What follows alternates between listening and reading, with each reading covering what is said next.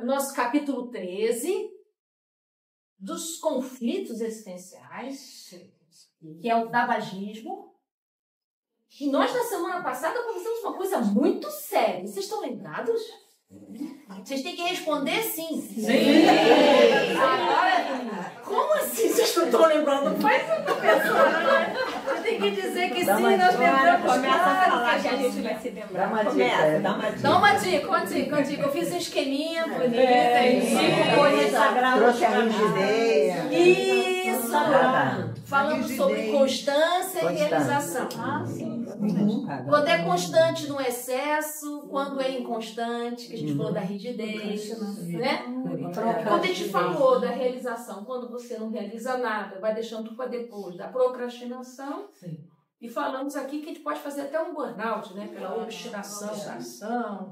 Conversamos sobre lavar louça antes de dormir. Estão lembrando já? Ah, que beleza, então. Falamos sobre o que é sagrado para cada um de nós. Na necessidade de a gente se conectar com o que é sagrado para a gente não ficar nesse círculo vicioso, não foi? Muito bem. Então hoje a gente vai conversar sobre as compulsões de um modo geral. Porque a gente já falou de droga, adicção, estamos agora no tabagismo, né? O que acontece na droga, adicção, no tabagismo, em todos esses lugares que a gente tem o vício de fumar, de usar algum tipo de droga, o vício do alcoolismo? Esses vícios são chamados pela medicina, pela psiquiatria, de compulsões, né? Nós temos compulsões de várias ordens. Nós temos as compulsões alimentares, não é? E nós temos as compulsões de outras ordens. E o álcool, qualquer uma dessas drogas que a gente está estudando aqui, são compulsões também. Se a gente pegasse essa palavra compulsão, pulsão é desejo. Compulsão quer dizer o quê? Como desejo. O com quer dizer junto, grudado. Então, as compulsões quer dizer, eu estou totalmente submetido ao desejo. Eu não tenho diferenciação entre eu e ele. Isso. Então, desejou, realiza. Desejou, realiza. Desejou, realiza. O que precisa acontecer entre o desejo e a realização? A minha vontade. Né? Então, aqui já vai uma grande diferenciação, e é bom a gente ter essa diferenciação. No coração, vontade não é desejo, tá certo? Certo. Então, se desejo aqui, ação, né? Desejo fumar, fumei. Desejo comer, comer. Desejo roubar, vou roubar. Desejo sumir, sumir, né? Então, precisa ter uma coisa aqui chamada vontade, para a vontade decidir se vai realizar esse desejo ou não. Alguém que está totalmente submetido ao desejo, que eu estou chamando aqui, que são as compulsões, eu estou totalmente grudado no desejo, qual é a falácia? Quem vive na compulsão, deseja, age, acha que é livre, porque realiza todos os seus desejos.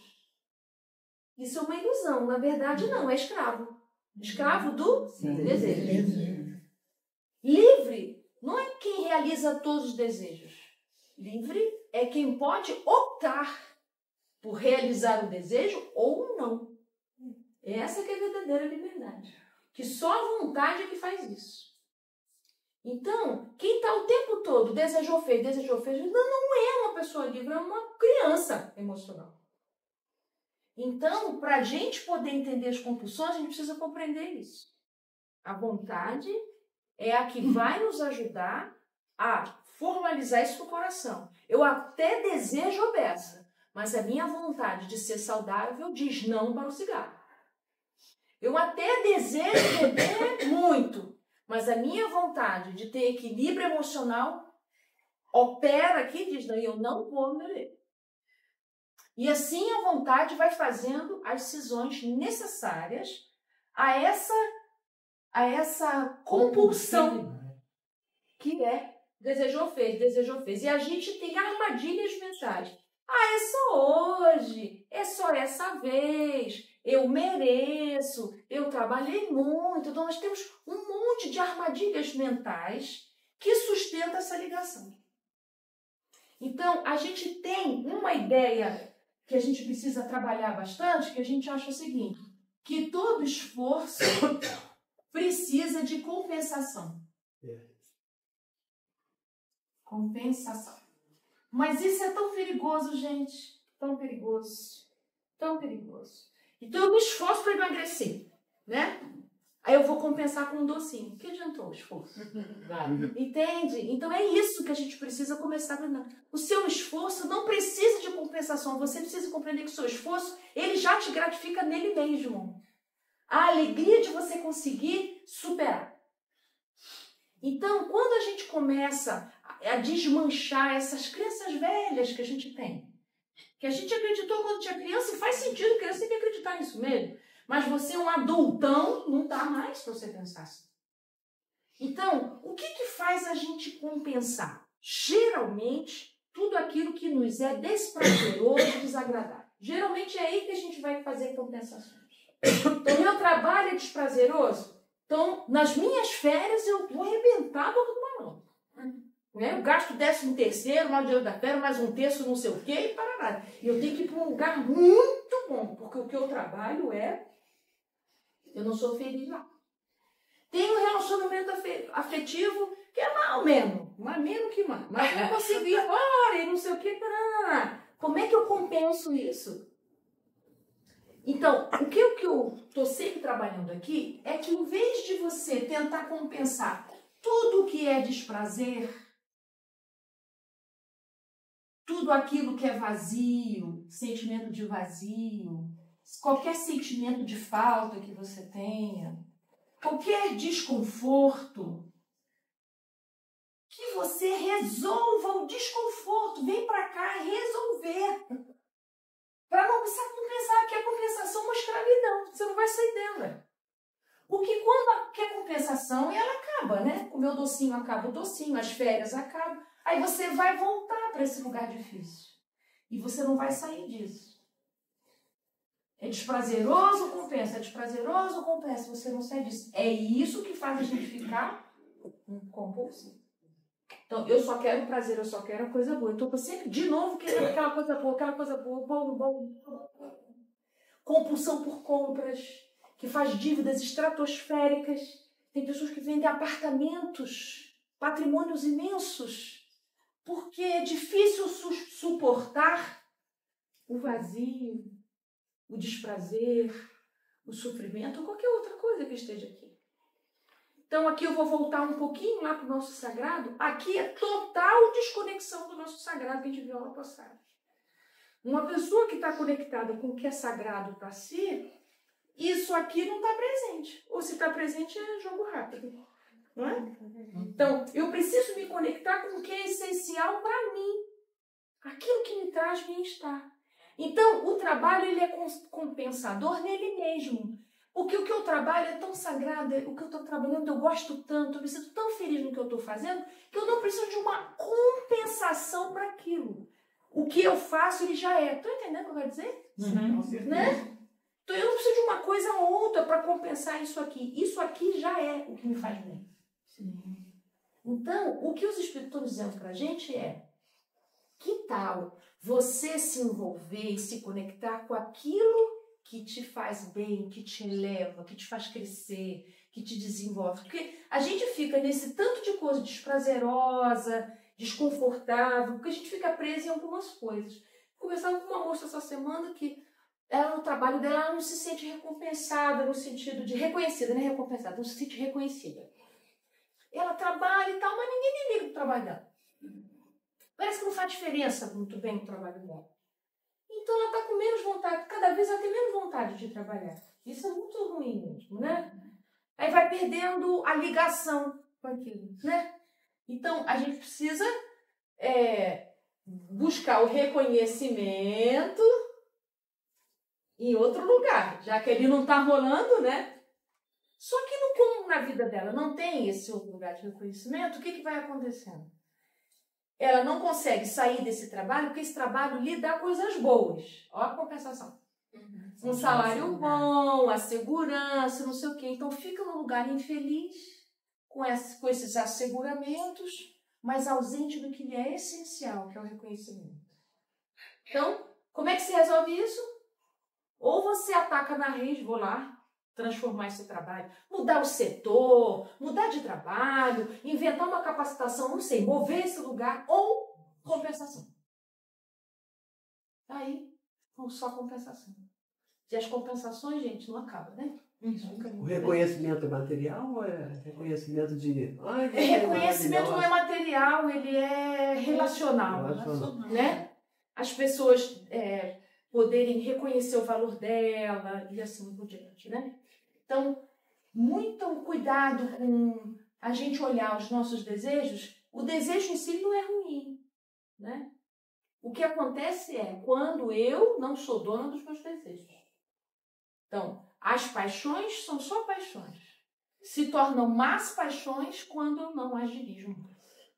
Então, cuidado com isso, né? Com a realização dos desejos sem a decisão da minha vontade. No começo parece que sou eu que estou decidindo, mas depois não é. Pintou o desejo, ajuda. Pintou o desejo, ajuda. Ana, isso não é um pouco que Jesus falou para a samaritana no poço, né? A água que nunca mata a sede. Ela bebe, bebe, e ele oferece a água viva, que essa realmente vai saciar, né? Trazer bem-estar. Isso, porque a água material não sacia a sede do espírito. Que é geralmente o que a gente faz. A gente quer saciar a sede do nosso espírito com ações materiais. Títulos, coisas, lugares, viagens, carros caríssimos e assim por diante. Então a gente vai indo nessa escala que é progressiva, porque fica cada vez maior, né? E não mata a sede. Então você está sempre procurando algo para poder saciar. Então, dito isso, vamos a ela. Né? Não preciso nem dizer que isso aqui dá uma ansiedade incrível, não? Muita ansiedade, né? Então, é nós. Então, nós lemos já a primeira parte, então vamos para a segunda hoje e quero terminar a terapia hoje. Nessa edição? 149. Nessa edição é 149. Olha aqui, o primeiro parágrafo dela já é bem isso aqui. Instalação e danos. Instalação e danos da dependência viciosa. Então, ela está se referindo, gente, a quem já acorda fumando e dorme fumando, tá? Ela está falando do excesso mesmo.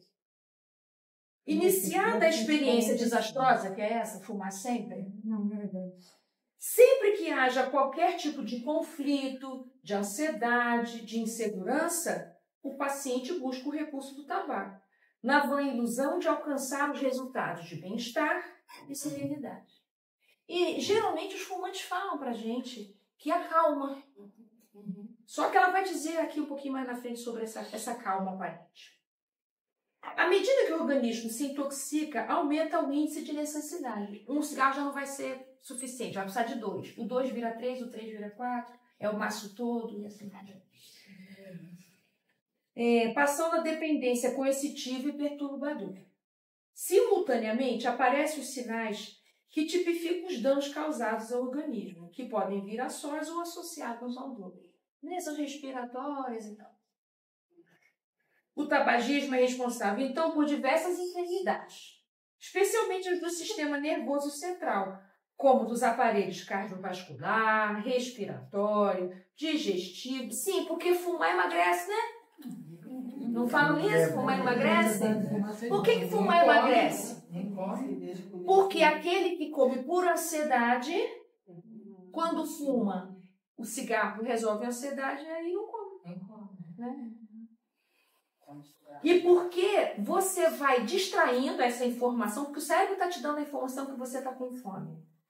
Toda vez que você está com fome, você fumou, o cérebro faz esse condicionamento. Então, na hora que você sentir fome, o seu cérebro vai dizer, não é fome, é vontade de fumar. Então, você distorce a necessidade e o cérebro já entendeu. Não é mais fome. Toda vez que o estômago do vazio, ele entende que tem que fumar e não tem que comer feijão com arroz. A mesma coisa acontece com o chocolate, tá? Não emagrece. Só que não emagrece.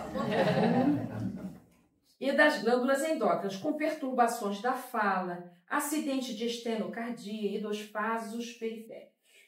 Na sua fase aguda, surgem as náuseas, vômitos, desmaios, dores de cabeça, fraqueza nas pernas, cialorreia. É aquela saliva em excesso, que você cospe toda hora. Já. Na ocorrência de insuficiência coronária e bronquite crônica, nas dispepsias gástricas e biliar, diabetes, o tabagismo piora os quadros, levando a desenlaces dolorosos e inevitáveis. O fumante pensa haver conseguido ganhos com o hábito danoso, como, por exemplo, fazer parte dos ciclos de dependente, sentindo-se aceito e idêntico. A gente viu isso no encontro passado entre os jovens, né? Embora agora já esteja bem diferente disso, agora a cultura é de não fumar, não é? No outro parágrafo. A ampla divulgação pela mídia de que o fumador é um indivíduo triunfante, conquistador invejável, realizador de façanhas poderosas. Isso já mudou também, né? As mídias agora não divulgam mais marcas de cigarro e nem as novelas que o mocinho e a mocinha sempre fumavam. Seguindo, a ilusão proporcionada pelo tabagismo é paradoxal. É aqui que eu queria me referir. Inicialmente parece que acalma e dá vitalidade. No entanto, quanto mais a vítima se deixa arrastar pelo uso doentio, mais neurótica, mais insegura e mais instável. Então, acalma, mas na verdade mantém-se ansioso, né? O indivíduo fármaco-dependente atinge um nível de transtorno de tal monta que se sente incapaz de enfrentar qualquer tipo de atividade sem o apoio do cigarro. Muitas vezes, mesmo antes de qualquer refeição, a fim de iniciar o dia. Quando tenta evitar o uso e casualmente o anseio da ação não corresponde ao esperado, logo supõe que é falta do cigarro, que se faz responsável pelo que considera insucesso e recorre-lhe ao apoio, restabelecendo-se de ânimo e formando o ciclo vicioso. Mesmo quando o dependente reconhece os danos que o vício vem causando ao organismo, teme abandonar, embora o deseje sem grande esforço, prosseguindo, porém, vitimado nas suas garras. Até aqui estamos juntos, alguém quer perguntar alguma coisa? Está bem claro, né? Sim. Como é que vai acontecer? O eminente psiquiatra Sigmund Freud, já referido, chama esse fenômeno de pulsão de morte, porque é um desejo, mas é um desejo que nos leva à destruição, né? Ou seja, uma maneira mórbida como a pessoa deixa se arrastar pelas condutas doentias, as destrutivas. Fenômeno especial ocorre nessa, como em qualquer outra dependência viciosa. Qualquer dependência emocional ou física, você conta com espíritos igualmente enfermizos. Isso é muito importante a gente saber. Quem come em excesso, quem não come também, quem está na anorexia nervosa, quem fuma em excesso, quem bebe em excesso, tudo a gente está acompanhado, né? Bom, a gente está acompanhado sempre. Uma coisa é acompanhado de espíritos enfermos, né? Que se utilizam do paciente para a convivência obsessiva, dando prosseguimento aos hábitos infelizes em que se compraziam, e ora sentem falta, em face da ausência da organização física.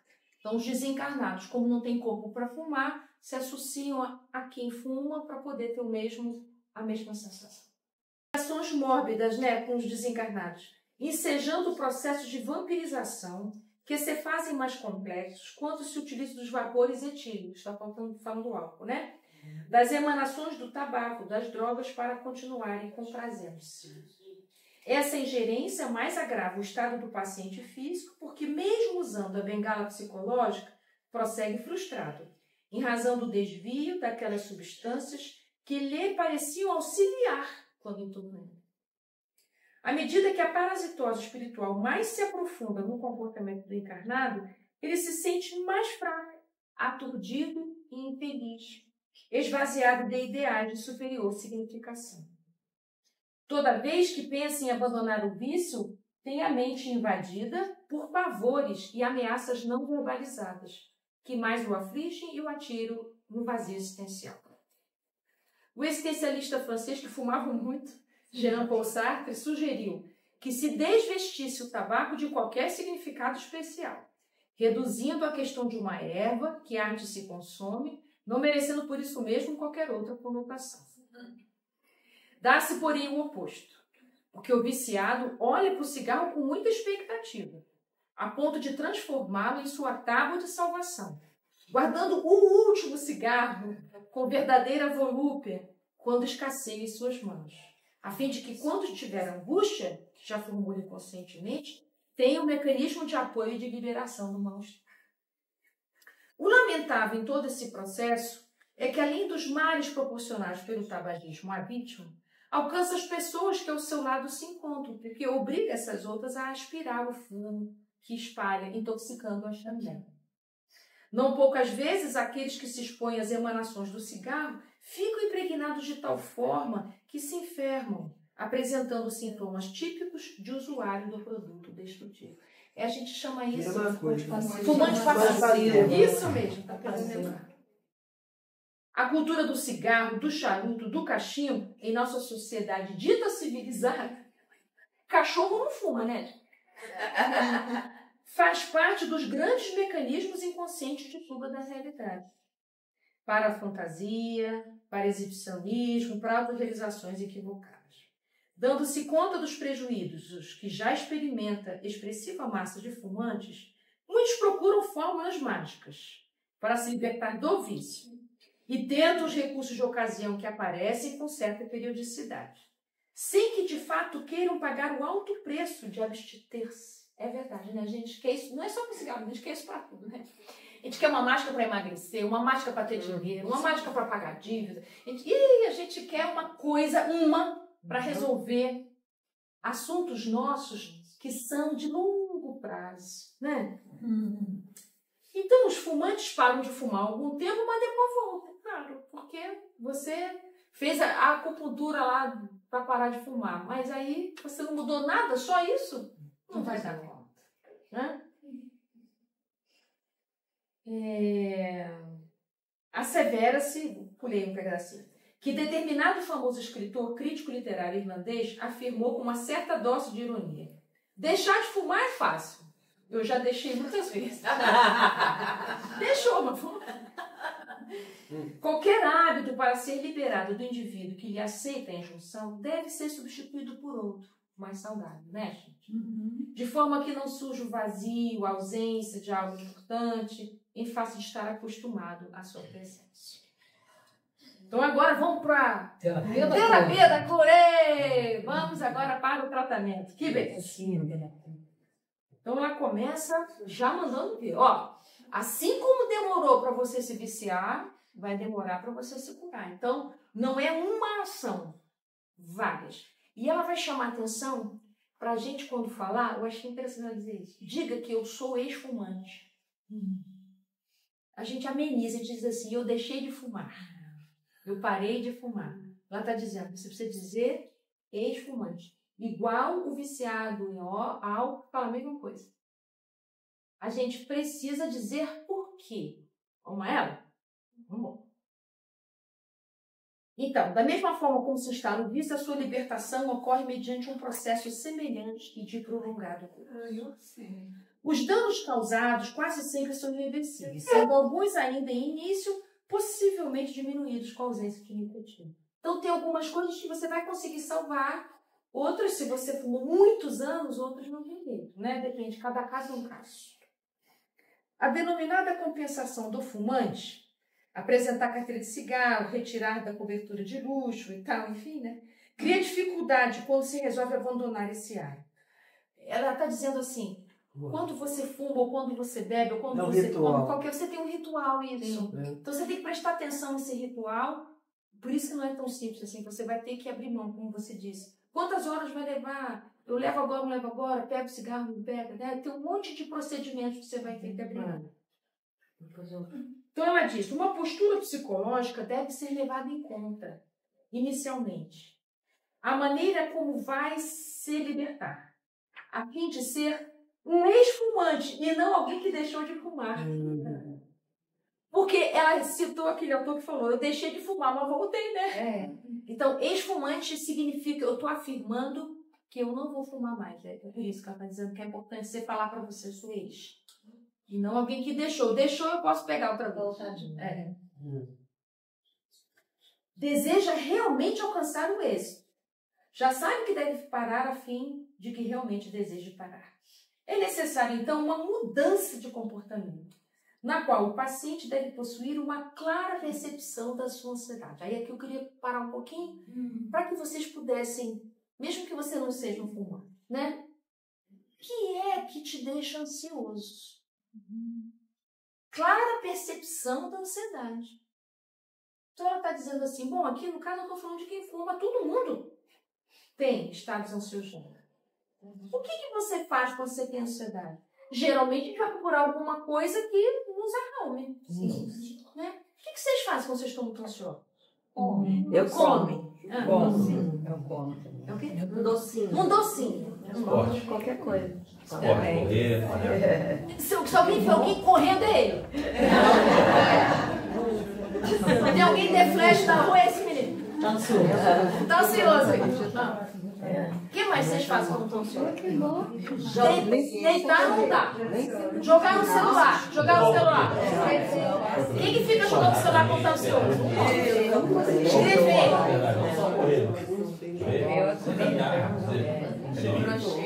O que você faz quando está ansioso? Trabalho manual. Ah, que beleza! Não vai ligar. Resolver. Sabe o que é terapia pra mim? Lavar a louça. Lavar a louça e envolve o chapéu de ligar. Quero ainda sujar uma panela, mas pode me mandar lavar. Que beleza! Muito bom. Então, os estados...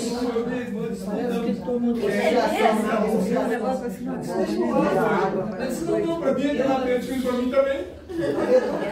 A gente briga.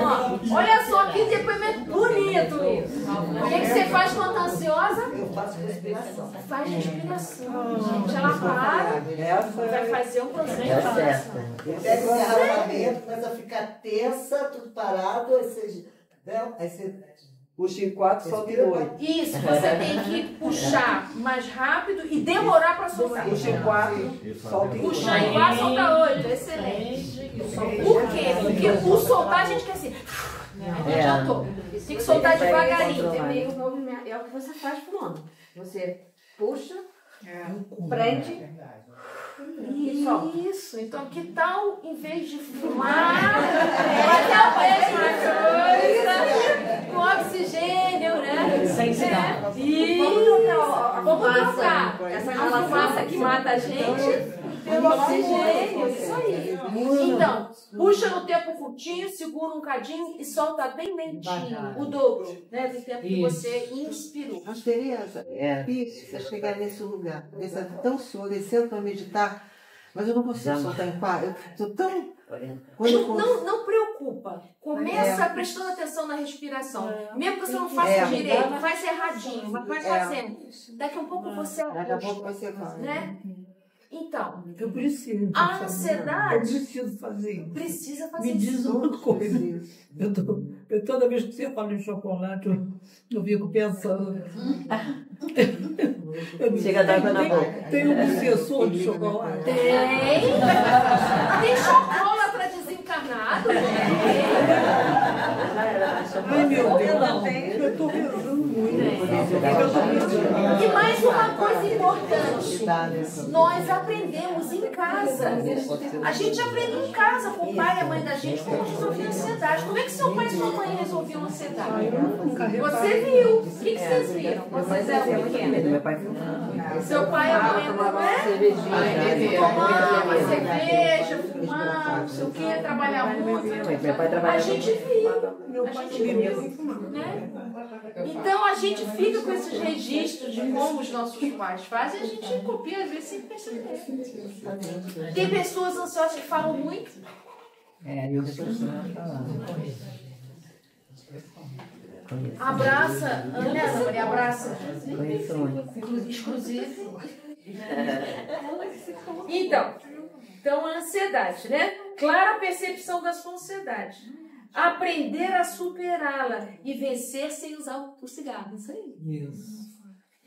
Essa mudança de comportamento propõe várias etapas. Olha só que legal. Ela está dizendo, não se iluda que vai ser assim. Ó, vai ter etapa. Calma com você. Né? O paciente vai se adaptar a cada uma evitando criar outros hábitos, tipo caramelo, pastilha, aí ó, a galera do chocolate, né? Substitutivos. O desejo real precisa ser mantido pelo pensamento.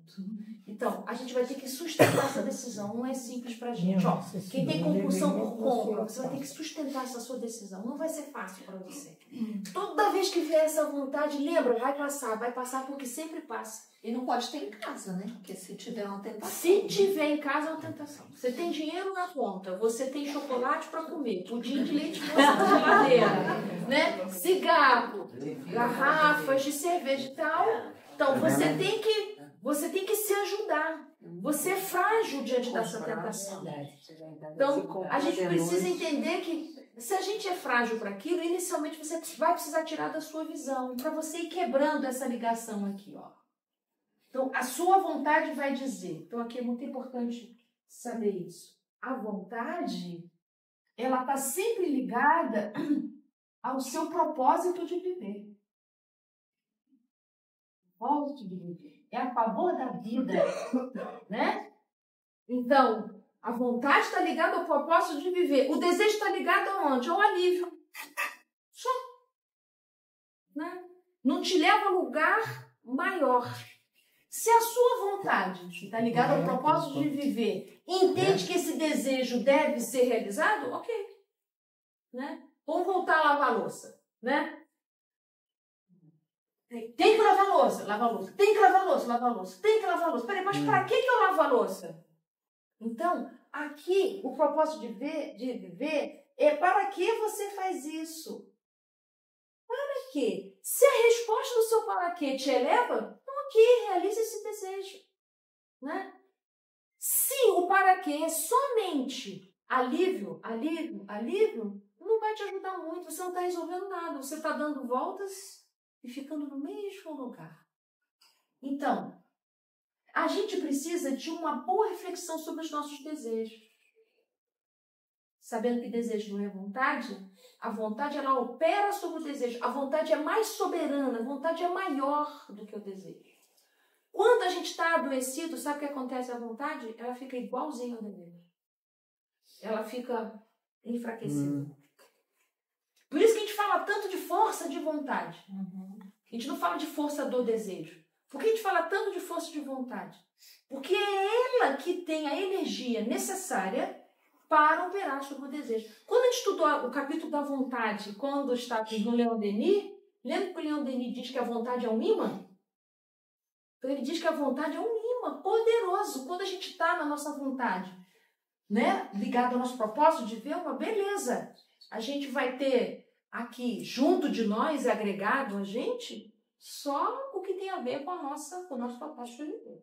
Mas, Ana, às vezes não só a vontade é suficiente, porque às vezes a pessoa está num processo de dependência química, né, do álcool, das drogas, tão grande que alterou o organismo, né? Então, mas é a vontade que vai fazer você procurar médico, é a vontade que vai fazer você procurar uma terapia. Sem ela, não adianta. Você vai no médico, o cara passa o remédio, você não toma. Então, é a vontade, ela é poderosa. Nós temos duas faculdades poderosas, o pensamento e a vontade. Então, a vontade, ela opera de uma forma muito vigorosa na vida da gente. Então, não subestime o poder da nossa vontade, não, é imenso. Que lindo, então vamos lá. A aplicação do tempo e de energia nessa mudança deverá ser durável, ou seja, isso não vai ser tão rápido, mas se você se mantiver, né, não lhe deve permitir recidivas, nem experimentar só uma vez, aquela coisa do primeiro gole, né, sim, que será bastante para se acalmar quando é aflição. Só então, quando você passa por tudo isso, é que as vantagens vêm. Resultados bons da decisão. Quando a mente fica mais clara, o organismo, mesmo em fase de eliminação dos tóxicos, começa a ter respostas melhores, mais rápidas. O sono fica mais tranquilo, a Gisele falou aqui. E o bem-estar se instala pouco a pouco. O estímulo para ser um ex-fumante contribui para ganhos emocionais e não perdas, alcançando um novo patamar de vida. O estímulo de uma vitória sobre si mesmo A alegria de haver conseguido o que muitos outros ainda não se resolveram por alcançar, facultando vantagens psicológicas compensadoras. Simultaneamente, ela há vontade agindo. Ajuda terapêutica, né? Por que precisa de psicoterapia? Porque você precisa descobrir esses gatilhos da ansiedade. O que te dá ansiedade para você poder encontrar outros recursos em você para cuidar da sua ansiedade. A gente vai aprendendo a se acolher, né? E não se compensar. Então, como é que vocês acolhem a vocês mesmo quando vocês não estão bem? O que vocês fazem? Dormir não vale, gente. Não, dormir não vale. Dormir não vale. O que você faz para você quando você não está bem? Aquelas compensações todas. Não vale. Não vale. Por distração, tipo, cinema, uma série, essas coisas. Então, não vale. Então, vou botar aqui, ó. Alguém querido pode conversar, por exemplo. Então, vou botar aqui, compensação. Maratonar. Séries. Não vale. Outra compensação é qual? Tela grande, cinema. Comer. Faz uma comida bem gostosa. Comer docinhos. Eu acho tão bonitinho que vocês falam docinho. Parece que é bem que mas eu nem tô sabendo que é um colherão. É só um docinho. Só um docinho, é uma colher de sopa. Mas eu perguntei acolhimento. Acolhimento não é compensação. Não. Eu pego meu cachorro e vou pra praia. Pega o cachorro e vai pra praia. Você volta melhor. Você vai olhar, vai encontrar a natureza. Você conversa comigo, conversa com alguém. Conversa com alguém, conversa com você, conversa com Leia uma página assim que vai me acolher. Leia uma página. Essa compensação se você, quando era criança, toda vez que você não estava bem, alguém te ofereceu compensação, você vai manter esse mecanismo. Então é muito importante você identificar se você se lembra disso. Se quando você não estava bem, se aconteceu uma compensação. Você precisa aprender a se desvincular desse entendimento, né? Geralmente, diante da dor, a gente vai para a distração. O que a Joana está aconselhando é acolhimento. Se você sente dor, você precisa descobrir o que está te deixando ansioso, procurar outros recursos ao invés de se distrair. O que você pode fazer? Então, a gente já viu aqui. Pode ser conexão com a natureza, pode ser a respiração, pode ser conversar com você, ligar para um amigo, conversar com um amigo. O que acolhe você? O que te dá? No momento é a prece. Uma prece, cantar. Então vamos lá. Então, ajuda psicoterapêutica para te restituir a saúde e a paz, porque você descobriu o que dispara a sua ansiedade, né? Porque o que vai acontecendo é que diante do sentimento de solidão, de vazio, ao invés de você procurar o acolhimento, você foi para a compensação. O que eu queria é que vocês descobrissem que compensação alivia, mas não resolve. Não vou me demonizar a compensação, mas eu queria que vocês tivessem clareza. Compensação, você se mantém no mesmo patamar, você não sai daí. O paciente deve buscar fontes generosas da espiritualidade. Ir lá ver o mar, olhar sua janela, né? Intermédio da oração e da concentração. Bacana, né? A fim de receber os fluxos de energia renovadora para a manutenção da estabilidade dos propósitos abraçados. Mantendo a vigilância, vai ter que ser agora a sentinela, hein? De que é um paciente em contínuo tratamento. Porque veja se você não tocou cigarro ou outra coisa. Né? Cabe-lhe evitar qualquer possibilidade de ceder para o vício, não lhe aceitando os desafios subliminais que atingem a todos que se encontram nessa fase de transformação. Ai, chegamos no fim. Conseguimos!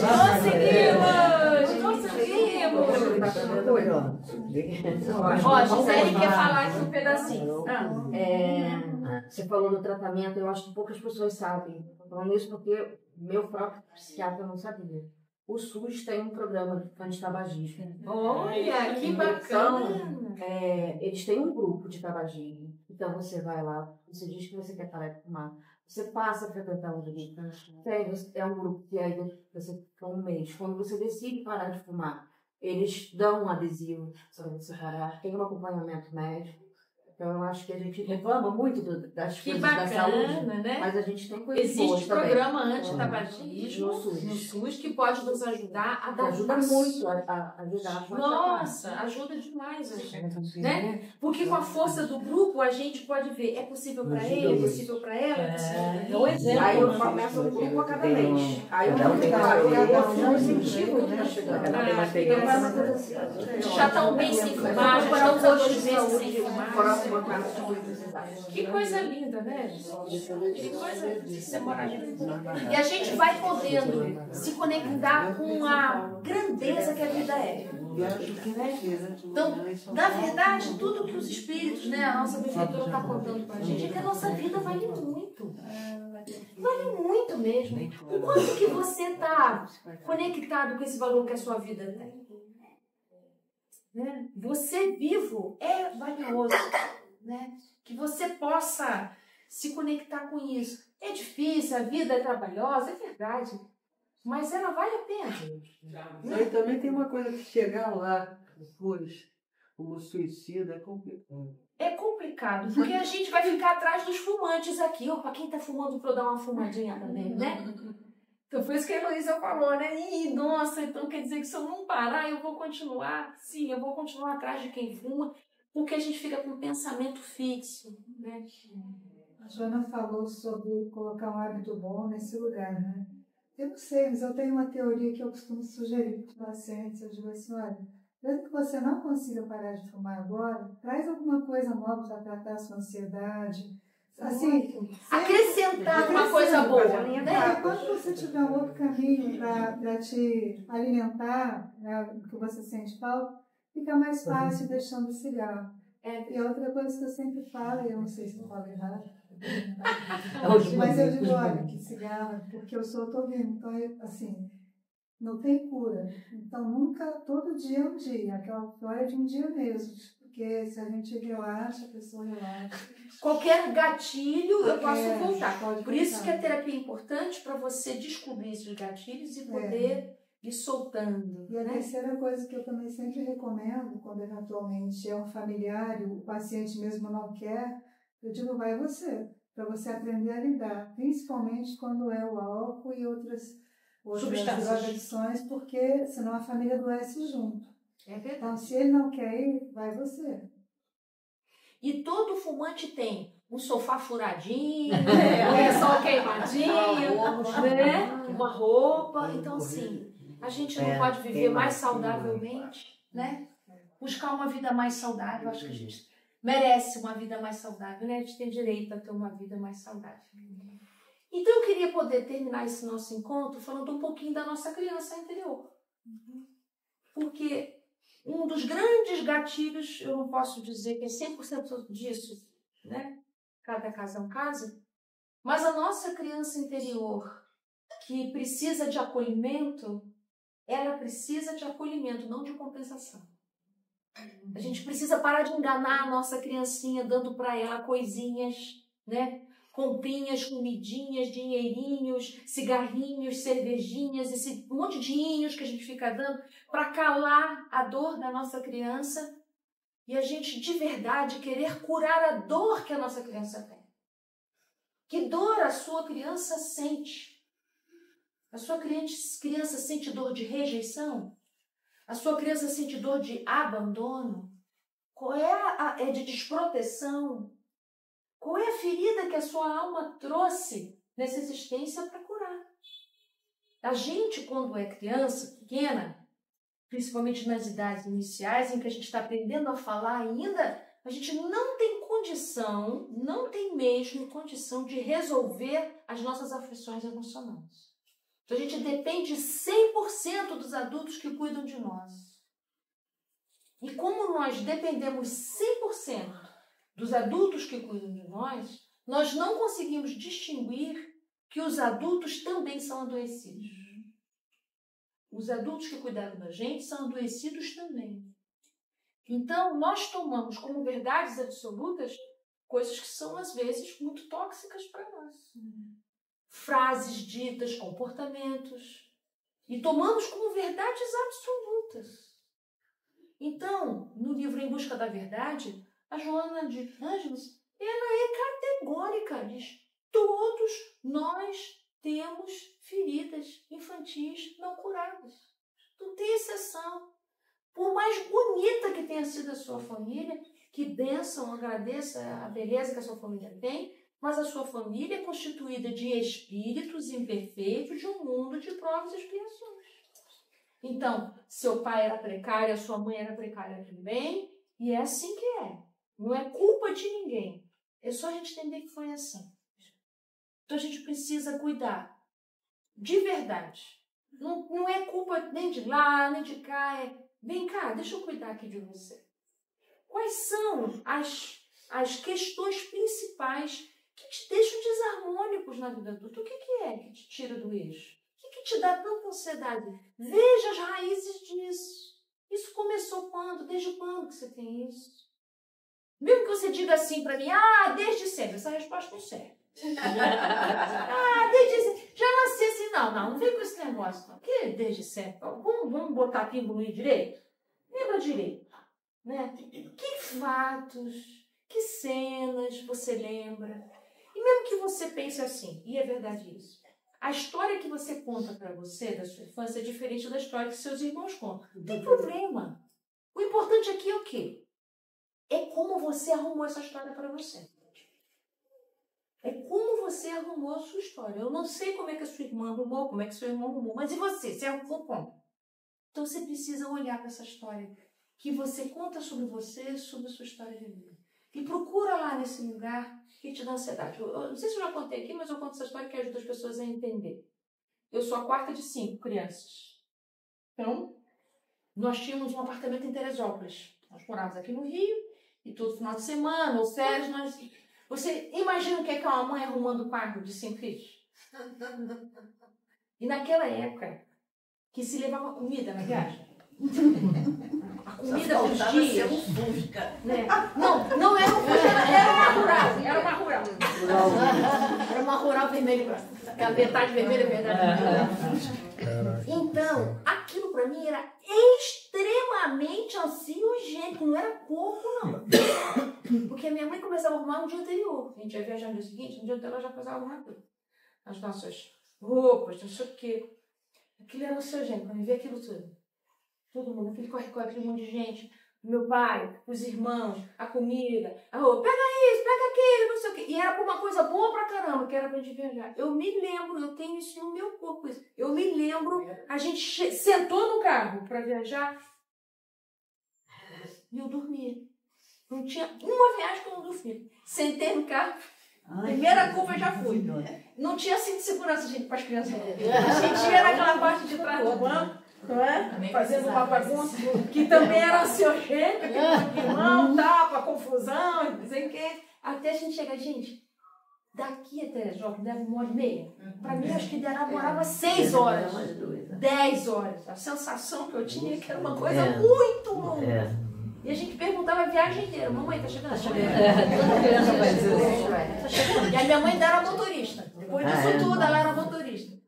E era isso, muito ansiogênico pra mim. Até hoje, toda vez que eu vou viajar, eu tenho sintomas de ansiedade. Tenho dor de cabeça, eu tenho tensão, eu tenho que dar uma meditada. Eu já sei que de novo, não estou indo para Teresópolis com meus irmãos e mamãe. Respiro, me acalmo, e vai passando tudo. Mas eu sei o que é. E com seus filhos também? Isso. Com eles já é diferente. Viajar com eles, quando era pequeno. Eu tinha os mesmos sintomas. Eu tinha os mesmos sintomas que eu tenho. Seja eu viajando com os outros, eu tinha os mesmos sintomas. Então, como eu sei desses sintomas, eles me avisam isso, eu já sei resolver. O que eu vou fazer? Acolhimento. Porque eu sentia aquela ansiedade, minha mãe não tinha condição de acolher. Ela tinha que botar tudo no carro, arrumar aquela roupa ela e tudo. Então, o que acontecia? Eu ficava perdida naquela confusão. procurando o acolhimento do dia. Os adultos ficam atônitos nos que fazeres. E é isso aí. Só tem ele para fazer. Então, se você está chorando, se não está chorando, você resolve aí. Né? Se resolve aí, então. Então, hoje eu posso me acolher. Então, eu paro tudo. Mala, se tem que arrumar comida, eu paro tudo, eu faço um acolhimento comigo.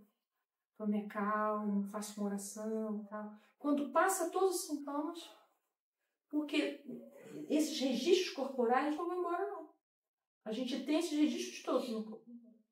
Se você apanhou, então os registros no corpo do medo, você pode nem ter apanhado, mas a ameaça que você vai apanhar está no seu corpo. Nós temos registros na pele, no cabelo, se puxava o teu cabelo, se puxava a sua orelha, você tem tudo isso que é registrado no corpo. Então a gente precisa de massagens, tratamentos, para você ir liberando essas marcas, liberando tudo. Isso tudo ganha um bom lugar, mas você tem que ter uma vontade ativa de se curar.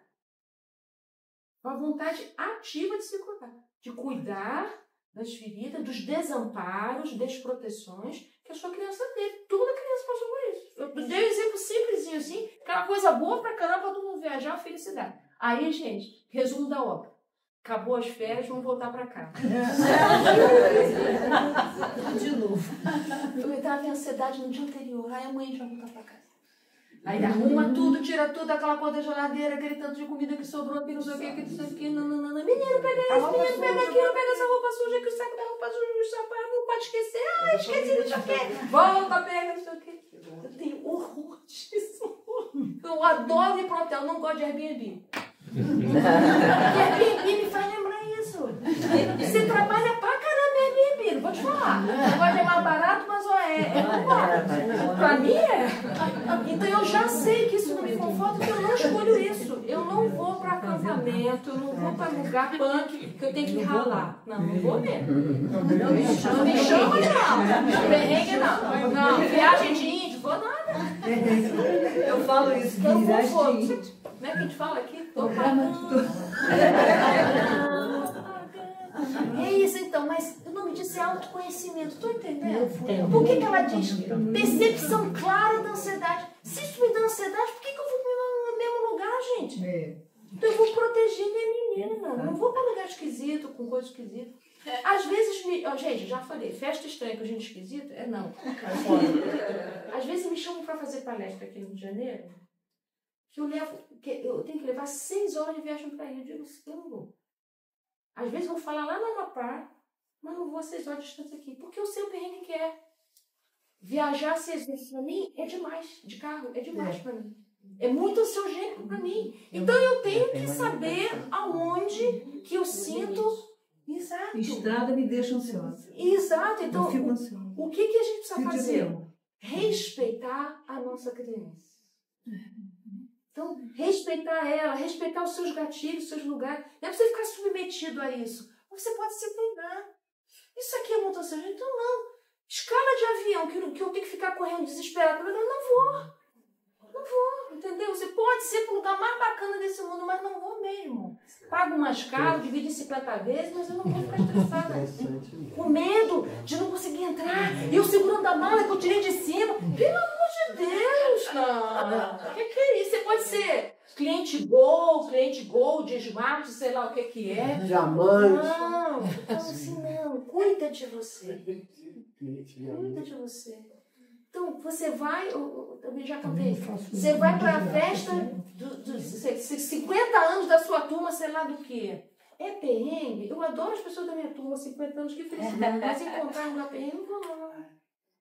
Então, quando a gente vai entendendo o que te deixa em equilíbrio, bem-estar, está tudo no lugar. Você não vai precisar de compensação, porque isso dá raiva. Se você faz um esforço danado para uma viagem dessa, qualquer perrengue fica desse tamanhão. Porque você já saiu do seu eixo.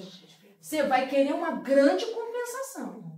Se essa grande compensação não vem, você vai ficar na raiva. O que adiantou então? Se o docinho for muito pequenininho... Se o docinho é muito pequeno... Exato. Então a gente tem que Quando você for fazer a escolha, você sabe que é um perrengue que você vai passar, olha bem. Porque senão você vai querer uma compensação do tamanho do seu esforço, que não é o esforço do seu colega, que não é o esforço da sua amiga, é o seu, porque depende das suas feridas, é ela que vai dar a dimensão. Você vai querer uma compensação que não vem, você vai ser a pior pessoa dessa viagem. Então, esse olhar que ela está aconselhando, cuida da sua ansiedade, cuida de você. Se você fizer esse processo de cuidar, não vai precisar compensar. Né? É isso que a gente procura e deseja intensamente. Então, vamos fechar a nossa